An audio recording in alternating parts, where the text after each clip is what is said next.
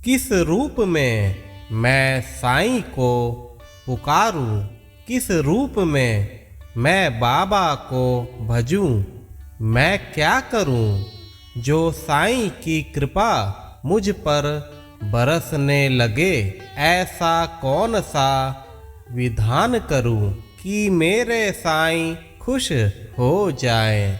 ऐसा मैं क्या करूं कि मैं साईं का कृपा पात्र बन जाऊं।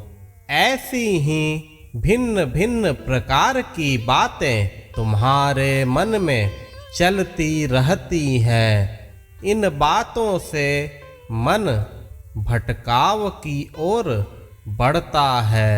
मेरे बच्चे, तुम जिस रूप में मुझे देखना चाहते हो, मैं ठीक उसी रूप में तुम्हें मिल जाऊंगा। चाहे वह रूप पिता का हो या माँ का हो, चाहे वह रिश्ता एक मित्र का हो या एक भाई का हो, तुम जिस भी प्रकार का संबंध मुझसे बनाना चाहते हो, मैं ठीक उसी रूप में तुम्हें प्राप्त हो जाऊंगा। मैं तुम्हारे जीवन में उसी रिश्ते की हर जिम्मेदारी निभाऊंगा। रिश्ते के उसी रूप में मैं तुम्हारा मार्गदर्शन करूंगा। मेरे बच्चे, जब तुम किसी फैसले के विषय में असमंजस में होते हो, तब मैं ही तुम्हारे अंतर मन में जाकर तुम्हें सही दिशा में फैसला लेने के लिए प्रेरित करता हूँ। जहाँ तक मेरी कृपा दृष्टि की बात है, वह तो तुम पर सदा से ही है, लेकिन तुम्हें कभी कभी नजर आता है। मेरे बच्चे, मुझे प्रसन्न करने के लिए किसी भी विशेष पूजा या विधान की कतई आवश्यकता नहीं होती। तुम्हारे अंतर मन से निकला सच्चा प्रेम ही मेरी सबसे उत्तम पूजा है।